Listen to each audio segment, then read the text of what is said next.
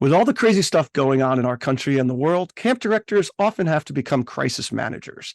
One of our friends, Dave Thoenson from Tamarack Day Camp outside of Chicago, joins us to debrief his experience from the Highland Park parade shooting in the summer of 2002, along with Joel Bennett, who was at the parade with his family and saw the situation from the perspective as a camp parent and an ACA accreditation visitor.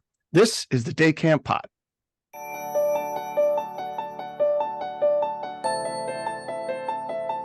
Welcome back to the Day Camp Podcast. I'm Andy Pritikin, Director of Liberty Lake in the Philly suburbs of New Jersey. I'm Sam Thompson from Crystal Lake Park District, Crystal Lake, Illinois. And we are joined today by, don't worry, we're getting there, Joel.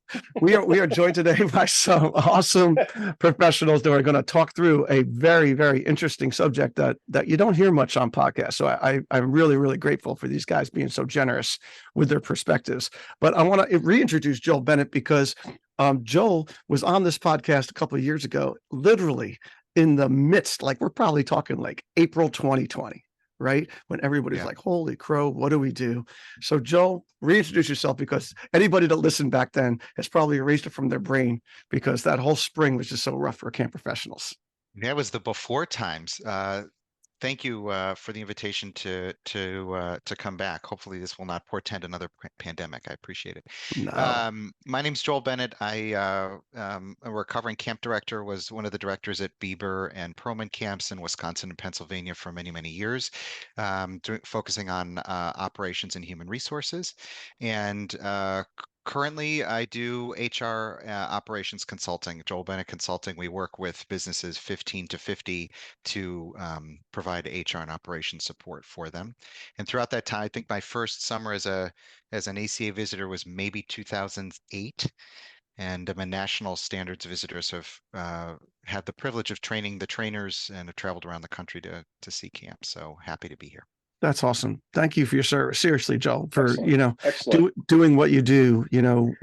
It's really important for camps because, so many camps, we wish we could just send people off to go visit other camps, but it's just so tough for us. So to have somebody that was in the industry that went to do consulting work that can jump back in, that is really, really a gift to the camp industry. Thanks so much. And then we got back our buddy, Dave Thoenson. How was your summer, Dave? Oh, Andy, it was great. It was fantastic. I had an accreditation visit. I had a pretty solid visitor this year, Sam Thompson. It was a great summer. And the day I was there was the fog. The Canadian smoke was that day. The worst of it. Oh gosh. I'll take the Canadian smoke over COVID any day. Yes. Any day. Yeah, so, Canadian smoke. But no, it's great. It was great. Terrific summer. Looking forward to 24 already. It seems like they come a lot faster the older we get, but right. So in this day and age that we're living with, right, it feels like, every few weeks we have to hear about a horrible shooting kind of situation.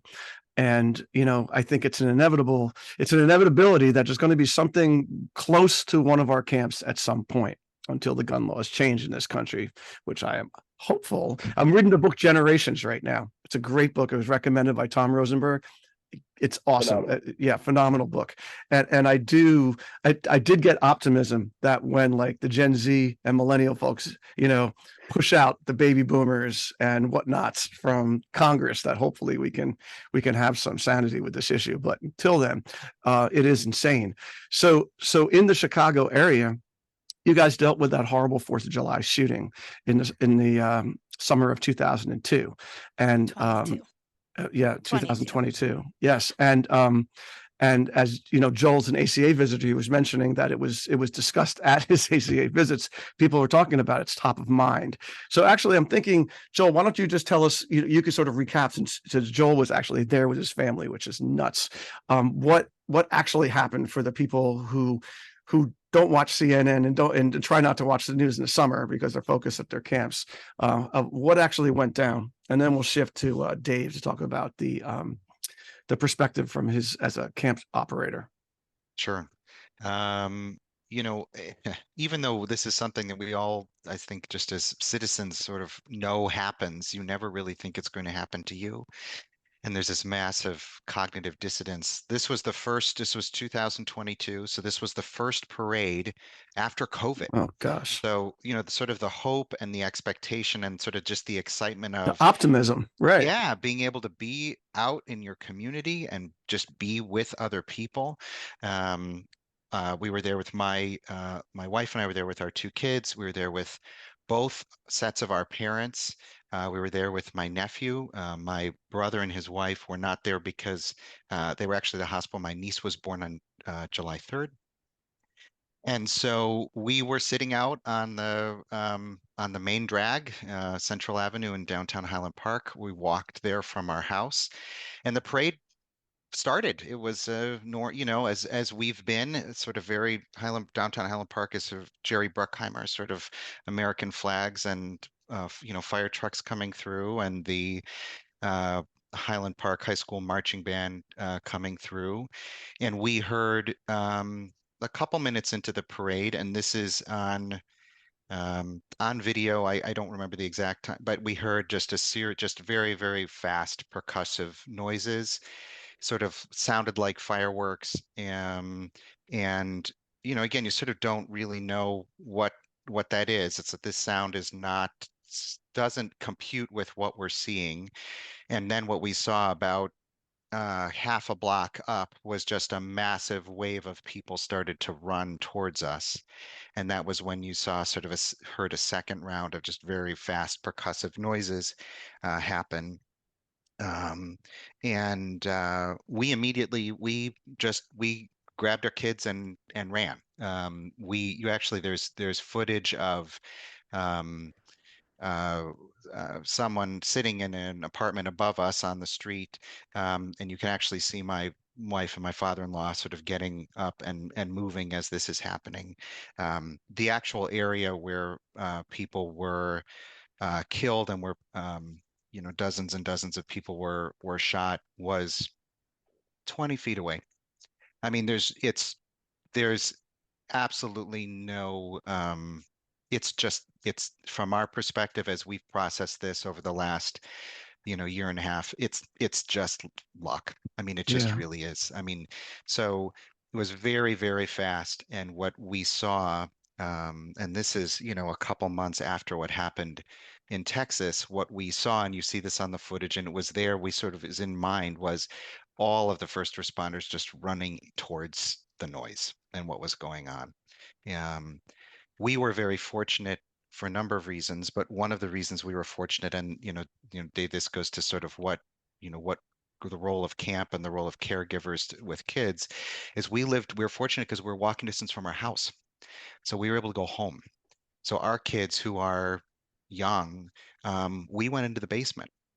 They didn't see what was going on, right? They got Right. carried by their parents and grandparents out of the Hmm. way as every agency in the area was just showing up with massive amounts of force.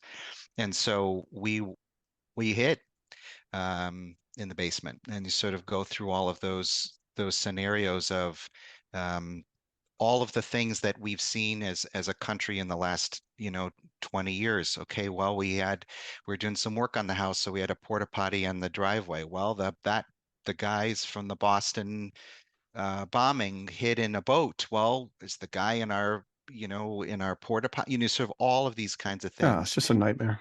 And we and ultimately they caught the guy by dinner time, which was good. This was not By dinner you know time, by the way, this was at 10:15 in the morning. So that is a Yeah.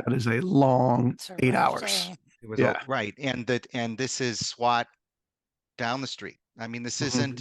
there was no removing, so often when we see these things, you go, wow, that's horrifying, but you can sort of isolate it to say, okay, well, this is happening somewhere else. This was here. Yeah. And so in that moment, you go through into sort of in immediate survival mode. And then as you sort of process and unpack these larger questions, which I think is relevant for the conversation today, which is, so how do we define what safe means? How do we create safe spaces? What do kids need? What do adults need? And then what is sort of our role to try and make things feel a certain way when the world, when these things that just shouldn't happen all the time. Yeah. All right. Well, Um, hang on to those yeah. questions, because those are Yeah. awesome questions, and then we're Yeah. going to get back to them. But I want to stay on the timeline. So Please. so Dave. Okay. So now you're sitting home, okay, you know, whatever, watching a baseball game or whatever. How do you find out about this as a camp operator? Well, funny thing, we were in a parade as well. We have our community, which is 7 miles from Highland Park, does a community parade every year through the neighborhoods, and Tamarack has had a float in the parade for years. You know, it's our local community. We have As our it should. school and a As it camp, should. and Yeah. you know, we've always done that. We get 50 or 60 staff every year that show up in, That's awesome. special edition shirts, and we go out and we we walk in the parade and hand out popsicles and dog treats, and so we're all fired up. We're queued up. The staff is meeting, and it's getting delayed, and it's getting delayed, and I see all the fire trucks and police cars and ambulances leave. And I knew right away something wasn't right. And then we started getting text messages from people that there was a shooting, but it was a gang shooting. It was a gang related thing. And I'm thinking, this is downtown Highland Park. This is not 10 in the morning, right? This is probably not a gang related, issue. So, I have a very good relationship with my local police department. A couple of the officers were still there. And I said, this isn't good, is it? And he said, no, it's not. We're not. This isn't going to go today. They haven't announced it yet, but we're not going. And the reason they hadn't announced it was because they didn't know if this was going to be they didn't know what the motives were behind it. And they weren't sure that there wasn't somebody who was at our community parade or at any of the other community parades. And so they were really kind of hesitant to let people disperse because they didn't know if there were going to be other issues. So, we determined that was the case. They canceled the parade. We went back to camp, dropped everything off, and my wife and I are sitting in the camp office with one of our co-directors, and it just went, holy, the news started to come out of what was going on. And it was one of those things where you didn't want to say anything. You didn't want to have any kind of communication, but you needed to. It was probably one of the most difficult and carefully worded letters I've ever written as probably in any business setting, because you just wanted to be respectful and sensitive. And at that point, we weren't sure how many people for sure were hurt or killed. We didn't know at that point how many of our families were involved. We knew it was going to be high, just because Highland Park is one of the most idyllic communities in the country in terms of, it's a beautiful downtown. It's right on Lake Michigan. It's got old homes. I mean, it's just really a special community. And because of that, so many of the other communities in our area have very, very strong connections to Highland Park. I mean, literally all roads lead through Highland Park for most of the North Shore of Chicago. Right. And Joel, I think you'll probably agree with me. I mean, it's just, it's just where it just seems to be everybody's hometown. And so, you're being very respectful of that, but we knew we needed to say something. And our issue was, at that point, as Joel pointed out, they hadn't apprehended anyone at that point, and they weren't sure who was responsible. I think at that point they started to have an idea, but they couldn't find the person. I know they were looking in Highland Park. There were helicopters kind of all over the North Shore, and at that point, if they didn't have anybody in custody, that any of your decisions about camp are moot because you're not doing it. So did you know by and Monday, Dave? Did you know by Monday more about how many of your families were going to need grief support? so that afternoon, once they had the person apprehended, that over that couple of hours, we had set up a counseling team and a health team. So, it's one of those where you start looking at the resources you have and the contacts and the people that you're friends with and the people that are in your circle and your community. And we reached out to a wonderful therapeutic organization based in Highland Park called Coping Partners. They're fantastic. And we've had a really good relationship with them for a long time. And we called them, and my wife and I are just like, okay, where does this go? Where is this going to go? They said, without question, provided they have this person in custody, you should run camp the next day. That's no question. Joel, did your girls go to camp Monday?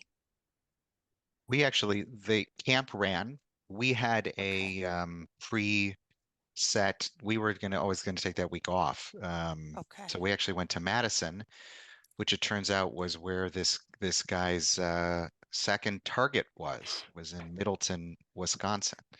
So they didn't go, but it was sort of tangential to that. But camp ran, and I thought the communication, that came out, which was just acknowledging that this is happening, around camp is a safe place. We want to create a safe space. These are the methods that we're taking to ensure that. And if you want to go, we want you. We want you here. There's a place for you here. Dave, remind me what day of the week was 4th of July in 22? I believe it was Monday was 4th of July, and Tuesday was. So it was a 3-day weekend. So it was a long weekend. So when did you send your email out to your camp families? So we sent an email out. I think everything happened around 10:15 to 10:30 in that timeline. We had something out as soon as it was around 2:00 that we had something out. And by 5:00, we sent out a second one because they had caught the suspect, I believe, late in the afternoon, Joel, if I remember. Dinner time. Yeah. Dinner time. And we sent something out shortly after that, letting them know what our plan was for the next day with the therapy teams. We had some camp alumni who had come in and volunteered their time to work in our health center. We had a Google form that we had put together that parents could fill out if they had any specific concerns about their children. So it would be some direction that our grief team, trauma team, whatever. Didn't really know what the proper word would be in that, but so that the parents could kind of direct them. And then you start looking at the program and how you're going to change the program, because we had staff that we had to be cognizant of. We had staff at the parade. We had, it was, did you have this grief support team? Well, that one company in particular, did you had used them before? You had them on speed dial? You just went to Google? Like, did you call these people on 4th of July at 3 p.m. and see if they were available the next day? How did that work? Because that's what people are going to want to know. So these are folks that have been with us for a number of years. Their kids have all grown up at camp. So, they're kind of camp families first. All right, well, you're fortunate where to you have kind that, of look at your network, right? Mm-hmm. And they're camp families first. So we reached out to them just with the initial question, in a situation like this, what is the proper course of action? It wasn't, I didn't want to be out there just going, yeah, we're going to have camp, we're going to have camp, we're going to have camp. I wanted to talk to somebody with some professional experience. Right. And that was really they were the ones that really made the decision in terms of, yes, you should. Now, we still had that underlying question on the suspect not being caught, which if that had been the case, we wouldn't have had camp, of course. But You know, and so then they said, well, what else can we do to help? And so that kind of started the conversation. And the next thing you know, we had 5 of their staff for the rest of that week at camp. Wow. Nice. You know, and they would just walk around, and we would get phone calls from parents, because it was, you know, and this speaks to the resilience and kind of the, you know, the makeup for kids. And we had children who on Tuesday were not showing any effects whatsoever of the whole situation, but on Wednesday or Thursday, you know, they were having trouble sleeping, they were having trouble eating, they were having outbursts, they were having, you know, all of the things that kind of go along with these kind of traumas. So, you know, it wasn't just we're going to have a grief team there on Tuesday, and then by Wednesday everything's going to kind of be back to normal. You know, and then there's the thing. I'm sorry, Sam. I was about to say, I remember you told me that there were still some surprises, like when one child went to change for swimming and said, "There, you know, my back hurts," and it turned out he had glass in his back. You know, so Yeah. there were some things that just popped up Yeah, unexpectedly. I mean, he kept complaining that, you know, I think it was his hand, or maybe, you know, but anyway, he said, yeah, it feels like I have a splinter or this burning pain in my hand. Well, it turned out it was a shard of glass that he had gotten when he fell down. He was knocked down when people were running away from the, you know, the shooting. And, you know, and we found that some of those things were especially difficult on the staff, because, you know, now you have a 18-year-old, you know, senior in high school or freshman in college, and, you know, they're being kind of confronted firsthand with some of the results and some of the, you know, it puts the face on a tragedy like this. And that was really probably most of the work that the therapeutic team was doing, kind of as we went through the rest of the week, was working with the staff. You know, and because it was just an onion of, you know, I mean, every time you would peel one back, you had another one. You know, 20 out of the 20, I have 20 bus routes that go right past Central and Green Bay and Highland Park every day. And I woke up in the middle of the night and went, I got to reroute these buses. I can't have them do that. And so at, you know, 6 a.m. on Tuesday morning, I'm calling the bus company, and we're trying to figure out an alternate route so that we don't have to drive kids past this. Yeah. You know, it was,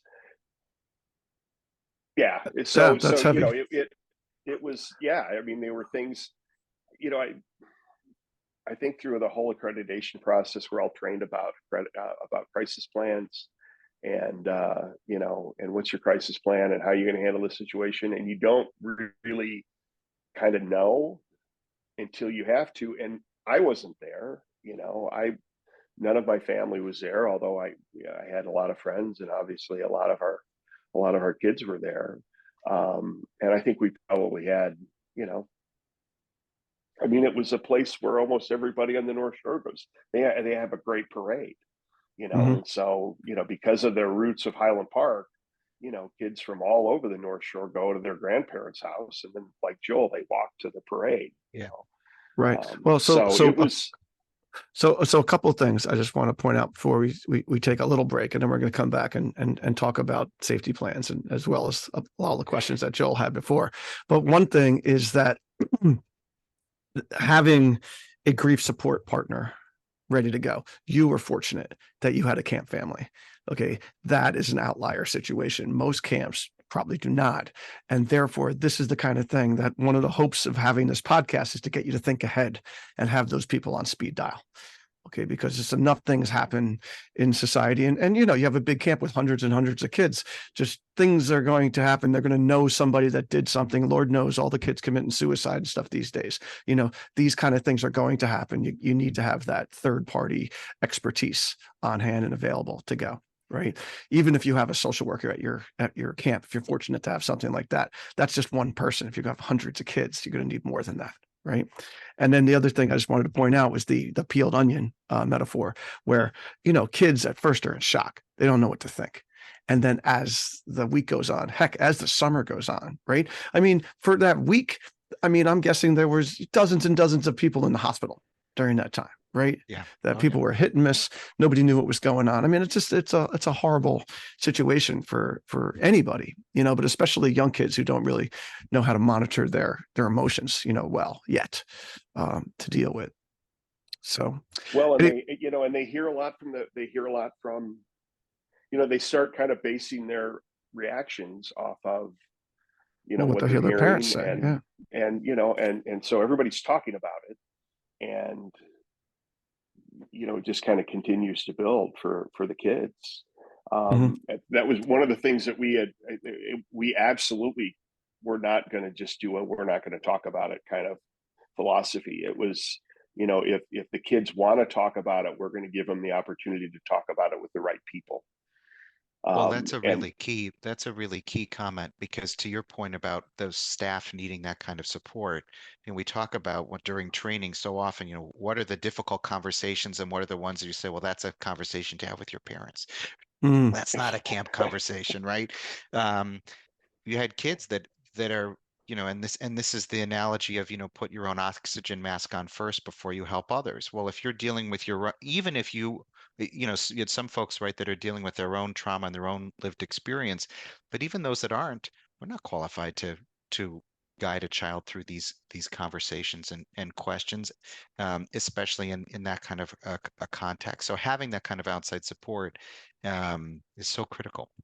Yeah. And you well, really, and it's not time to Google at that point, you you know? know, and even moving forward, you know, camp became exceptionally quiet for a long time after that. We avoided loud noise, we avoided loud music, we avoided, and these were all recommendations that were coming from our own, you know, our own support staff, as well Hmm. as the folks that had worked with us, you know, following the parade shooting. And you know, we have a one of our major events of the summer. It involves balloons and popping balloons.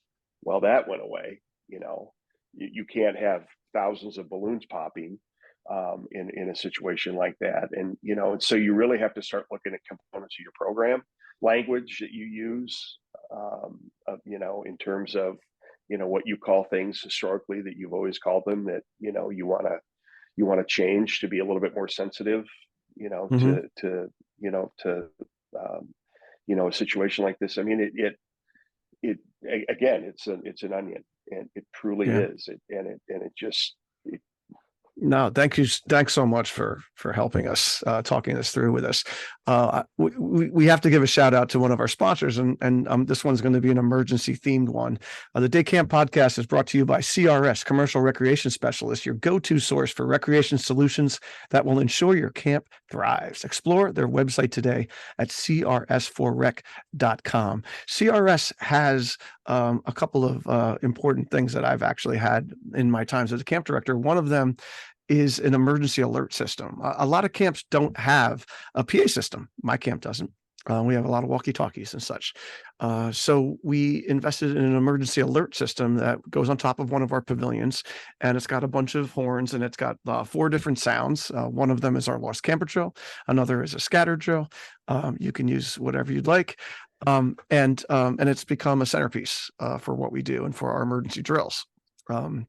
So anyway, it's a relatively affordable thing. It's loud as heck. I'm on 60 acres, and I highly recommend it. Another thing they have, which is a little more natural, is a lightning detection system. You know, with all the crazy hurricanes that we're having, and you know, global warming has really made it fun for camp directors in the summer, if we're outdoors. When you have a storm rolling in, this thing lets you know how far the lightning strikes are and if they're coming to you, and that kind of thing too. It could help you if you need to get under shelter and all that kind of thing. So anyway, CRS Recreation Specialists. Check it out. CRS is serious about fun, and they're serious about safety. Okay, back to our show.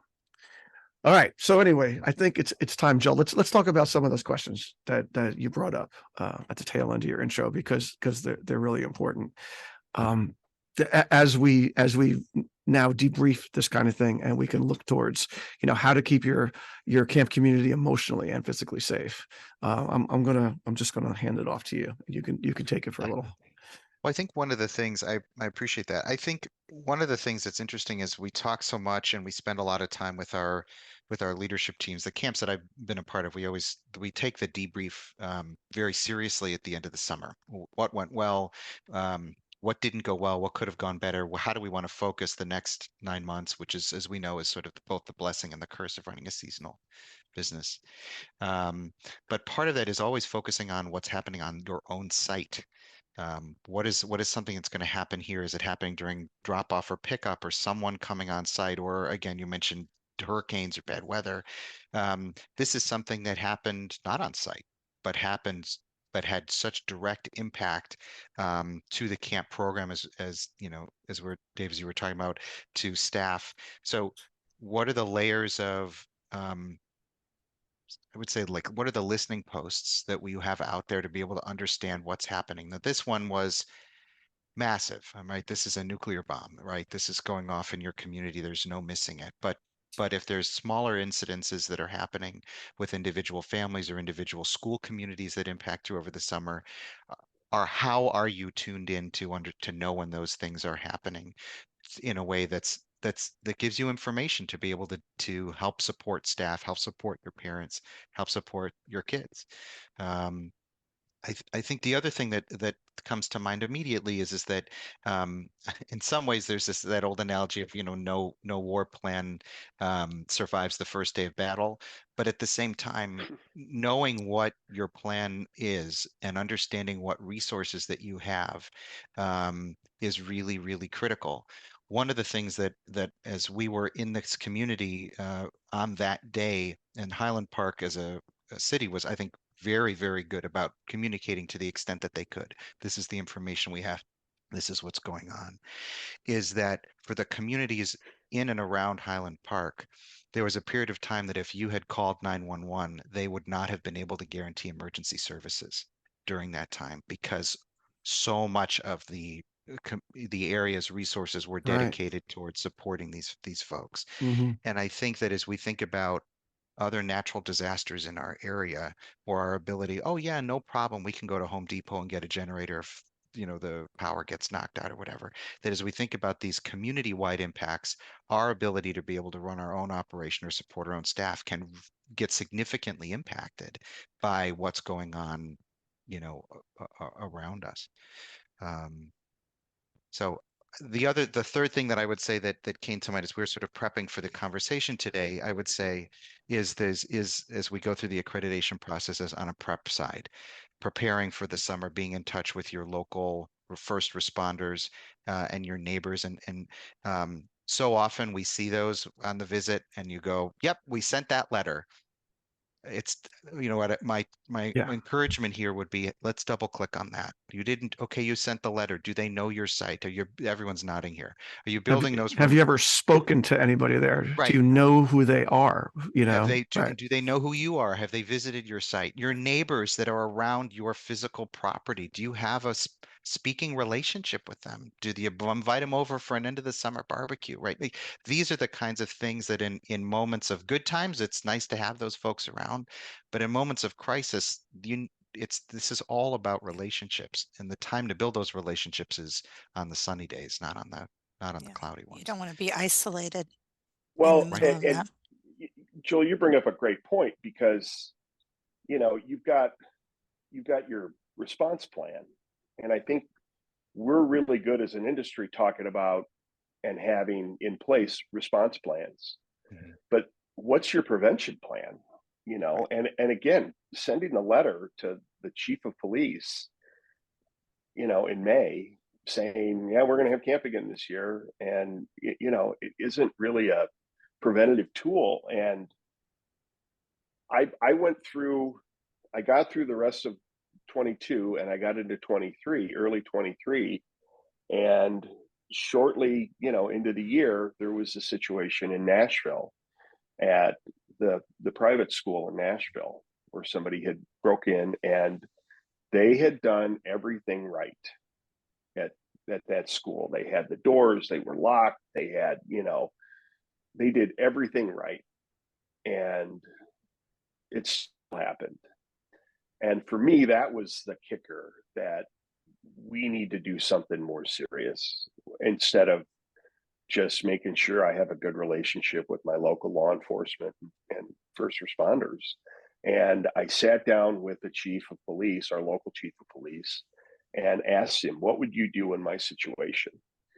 You've got 500 kids and 150 staff every day that are running around on a fenced in 17 acres, outdoor. And Yeah.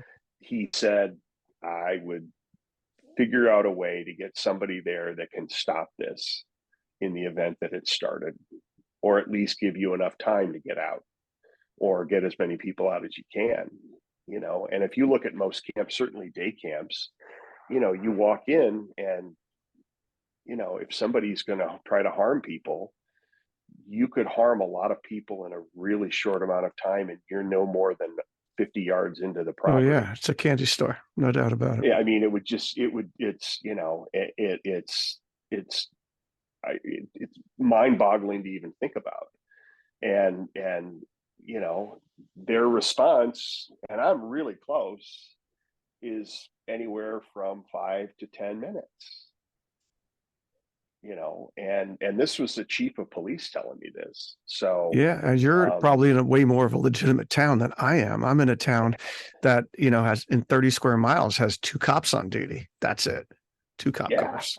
Yeah, and so you start processing this, and so my conversation with the chief automatically went to, okay, if I'm going to hire somebody to do this, what do I need to have? And so we started looking at it early in 2023 in terms of who are we looking for and what are the qualifications that people want to have. And I talked to our local police. I talked to our county police because we're actually in the county.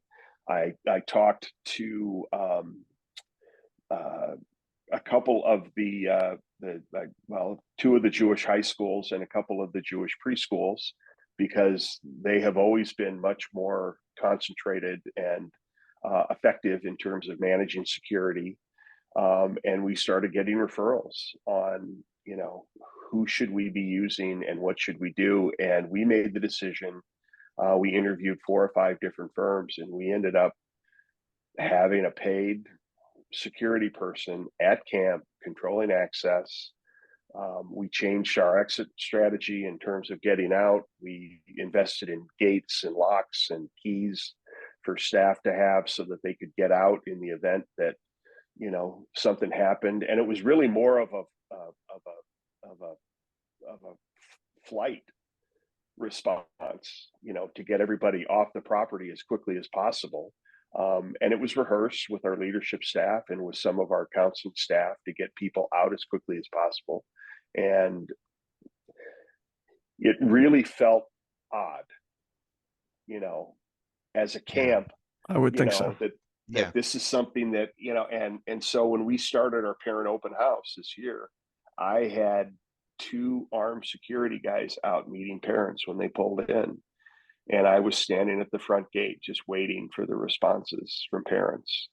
And I got way more hugs than I got, disparaging comments about it. I really don't think I got a response about it. No, I'm sure they said this really sucks, but thank you. Right. And so, it's not perfect, but it's a step in the right direction. We're obviously going to reassess it this year as we move forward. But it's a weird world right now, and it's a dangerous world, and it's scary. I think, Yeah.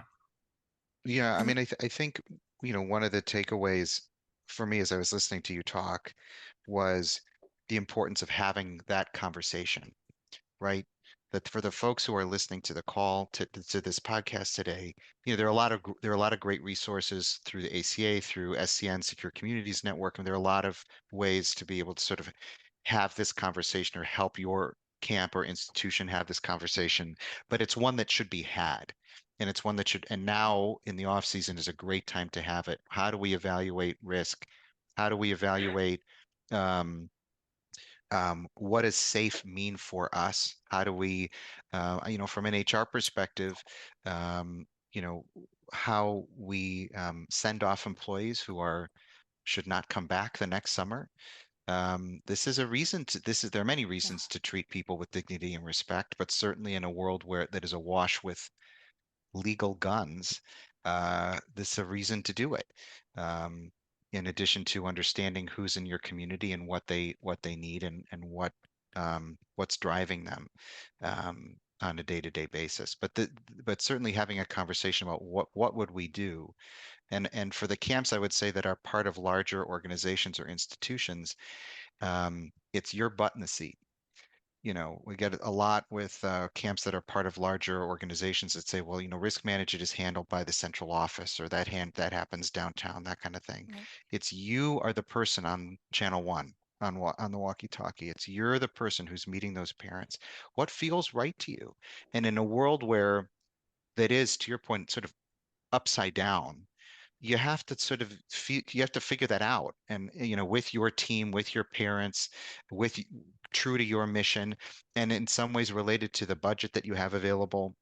What does that equation look like, or what would it ideally look like? And like you said, Joel, it's not perfect system. Like there's no perfect answer to this. And I'm looking at Dave Thoenson here on my Zoom, and I see a guy that wants to do what's best for his families. That's it. And that's the decisions he made. And when all the school students started, let's say 10 years ago or so, and it became just a prevalent thing and people were talking about it at camp, I have friends like my friend Andrew Yankowitz from Tall Pines, who was on the show once before, who went the armed guard route. Of course, there's lots of Jewish camps that have been doing it for much longer. And then yet I've talked to a Jewish sleepaway camp that was in 100% not going to have guns at my place because he was just very caught up in the whole crossfire, argument about things too.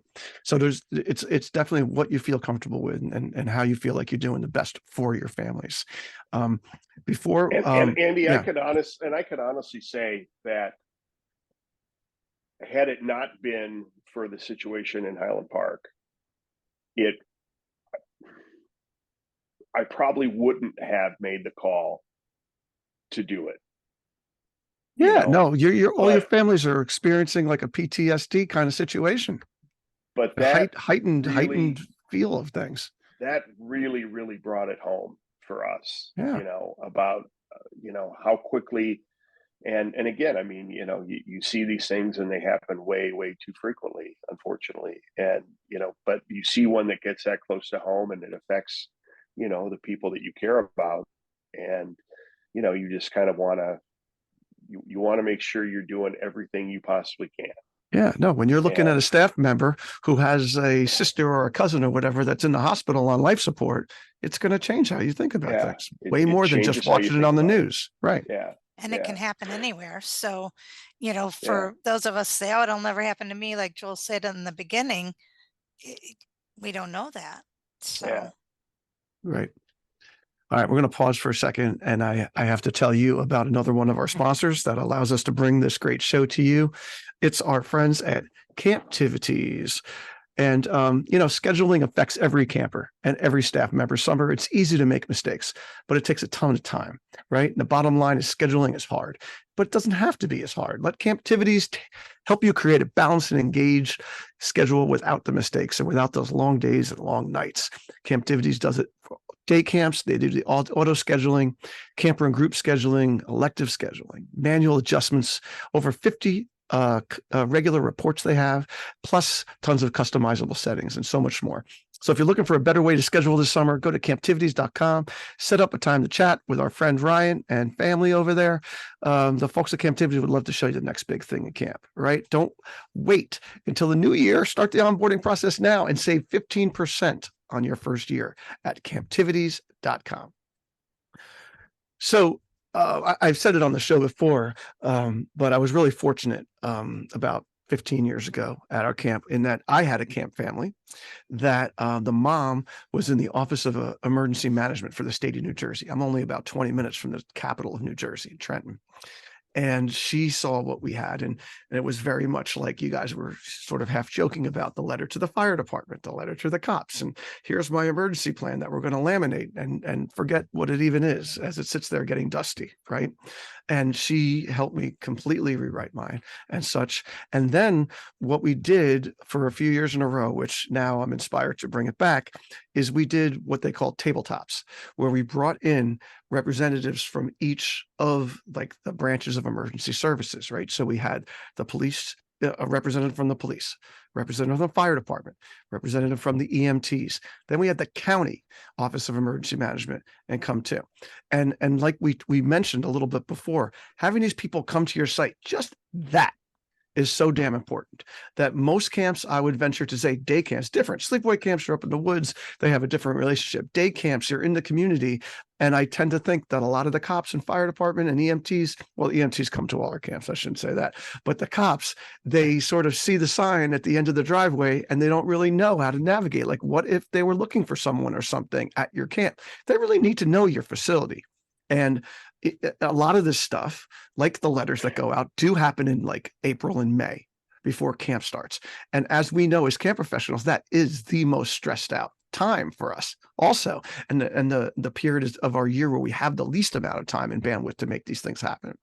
So I would just recommend to you to try to organize this. Usually every single town has an emergency management person. They may not have a department, but they usually have a person that's trained up in this. And I just know from our little podunk town that I'm in here in New Jersey, they don't really like talking about it, doing it. They're not the most proactive. I literally have to hold their hands and force them to come in and talk about this kind of thing. It seems like they and as well as some insurance companies and stuff, they don't really want to take a stand on a lot of things here because it's so, well, I don't want to tell you the wrong thing and then have it become an issue. And they're thinking lawsuits and stuff like that. Right. But you, as your camp operator, as the person on channel 1, as Joel said, you got to take the bull by the horns on this and be proactive. Otherwise, nobody is going to. And I have camp friends who have FBI agents as parents that they've dragged in, the FBI agents, and said, can you help us? Right. Because they couldn't find third parties that were really willing to do this.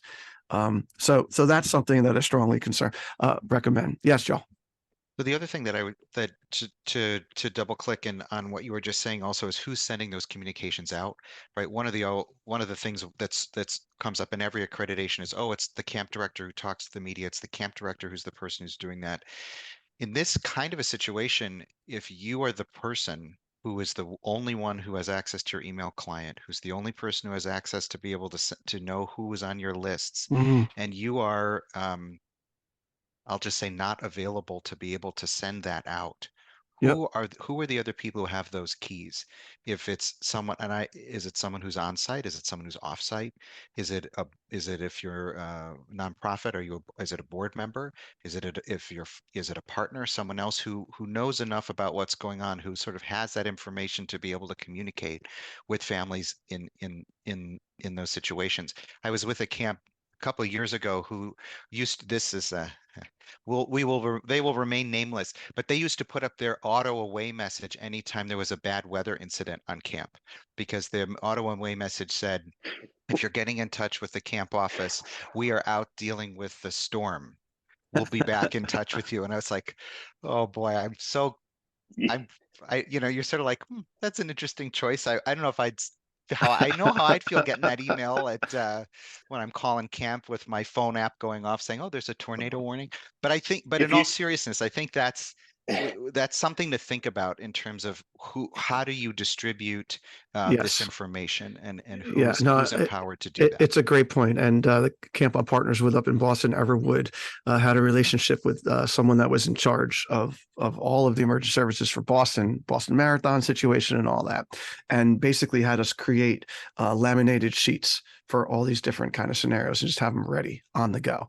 And, I talked about these tabletop things, right? Well, the first time we had a tabletop thing with all these emergency people at my camp here, the first scenario that the Office of Emergency emergency management person from the state said, okay, here's the first scenario.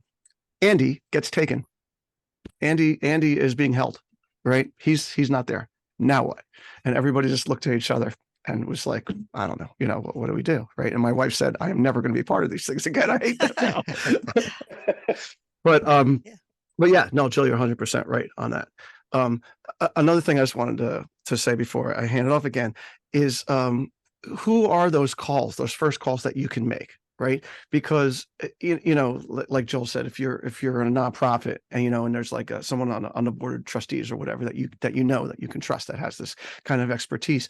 But for a lot of us, like for me, it's my insurance company, it's AM Skyer. Like they have people in place for these kind of situations. I know I'm going to call them. When I was younger, it was older camp directors that had experienced these things for 20, 30 years that I knew would come into it with a level head and give me some perspective on these things. But you do need to think about your short list. Well, and I would point out, Andy, we all know more people than we think we do when it comes to when it comes to a situation like this. You have an idea on who are the people in the medical field who are in your circle, whether it be camp families or friends or family or whatever.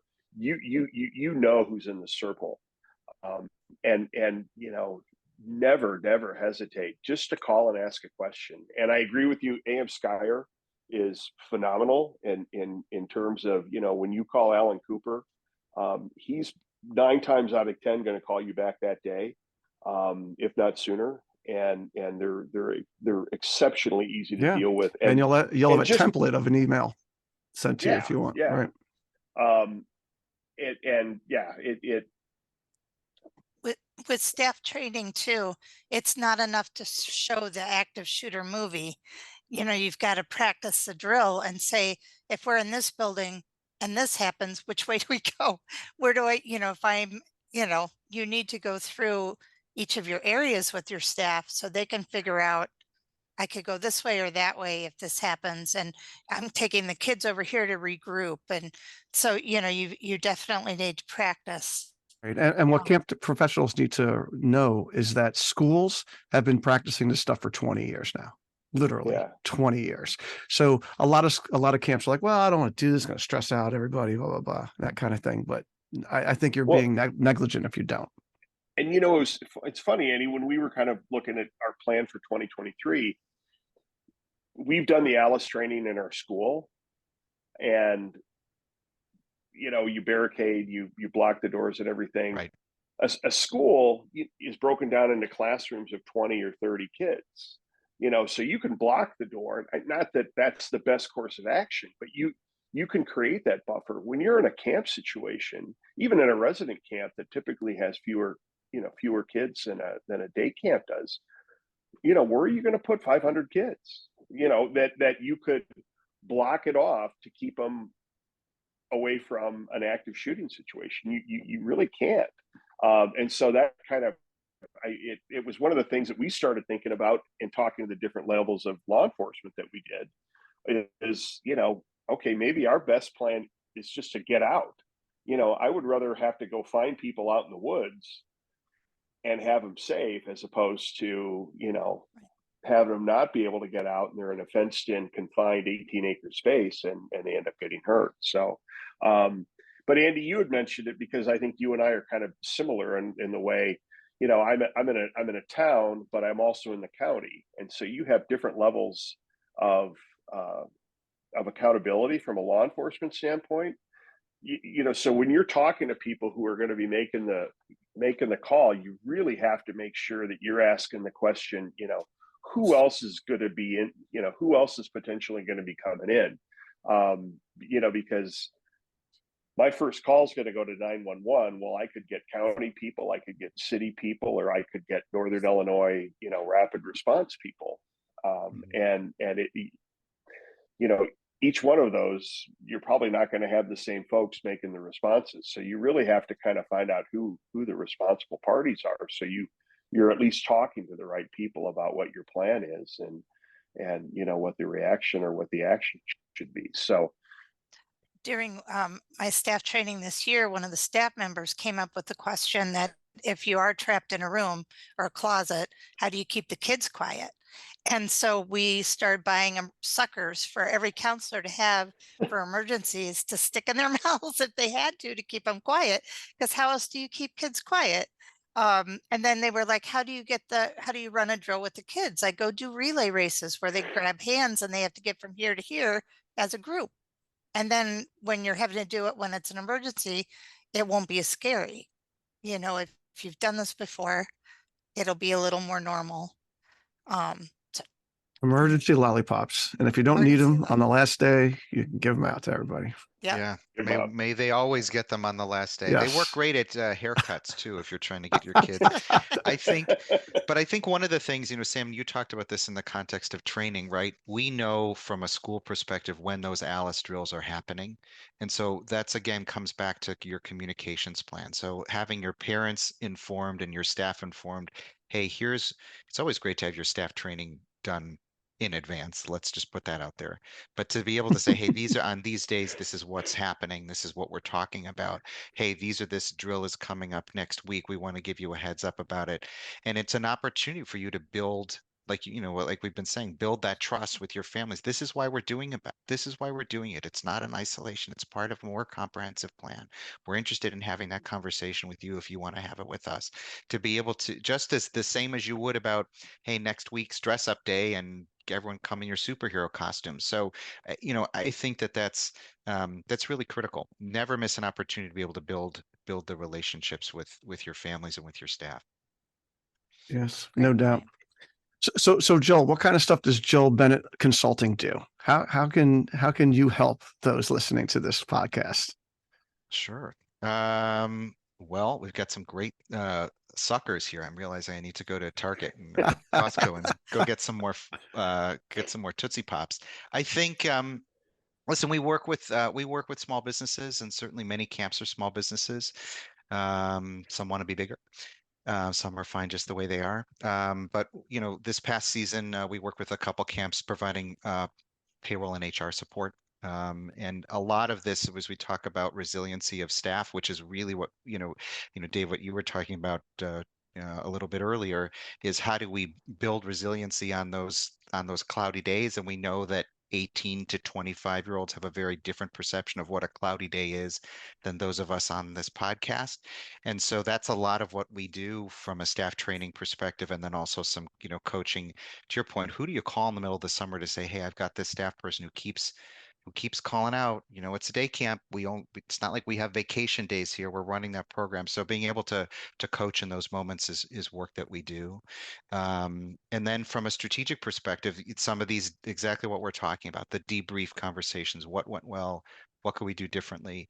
I think, having crossed over from in-house full-time camp director to consulting, I'm a firm believer that camps or organizations need to build their own capacity internally.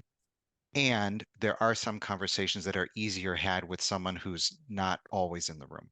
And I think when we think about these growth conversations, when we think about challenging some of the, well, we always do it this way kinds of things, that there's real value in bringing in an outside voice to do those kinds of things. Absolutely. I just have to say that I'm very fortunate to have an amazing HR consultant that I've been using for the last couple of years, and it has just been priceless. So it's Joel's right. There's things you need to handle on your own, and then there's bringing in somebody from a third party situation, especially someone like Joel that knows camp, that can really understand what it's talking about and understands the legal ramifications on things. We all know camp people; they're just too damn nice about a lot of things, and you need an HR person to just be like, no, because a lot of camp people haven't been in the real world for a long time. We've been in this camp world, this warm and fuzzy camp world, right? Where everything is unicorns and rainbows, right? And it's not. We know that, right? Especially with our staff. So check out joelbennett.com, everybody, especially if you're in the greater Chicago area, although Zoom works internationally, as we know. And Joel, I just want to tell you, I want to thank you on air here. You got out of the camp industry full time, and yet you are still involved as an ACA visitor and on the National Standards Board and such. And that is just such great work. And we really appreciate you doing that, because not many people want to do that work, and it's important. All right. And Dave Thoenson, I'm going to be seeing you in what's the countdown? 4 months till New Orleans. Oh, something like that. Yeah. Yep. Here we go. Yep. We are going to be in the heart of Mardi Gras. Yes. Yes. The The week leading up, conference- literally the week leading up to Mardi Gras. The day that I check out of my hotel, it quadruples in cost. That's what I noticed. And we are between the conferences between the two biggest parades of the entire Mardi Gras season. So, But I did hear. So, by the way, we're talking about the ACA National Conference that Dave has been a part of. He's been one of the chairs for this for a while now. I mean, it's got to be. Are we pushing a decade at this point? It's got to be. I think we're closing in. Yeah. Yeah. Yeah. I think So- we're closing in. And I spoke to somebody who lives in New Orleans, and she told me that there will be a couple of parades while the conference is going on that we'll be able to see. What are our dates again? February It's 4th 4th? to yes. the 8th, I believe. Yeah. 4th to Yeah. the 8th. Okay. So it's early. It's earlier than normal, but Right. It's the first full week in February. Gotcha. if you're planning on going, make sure you get your accommodations early because it will, Mm-hmm.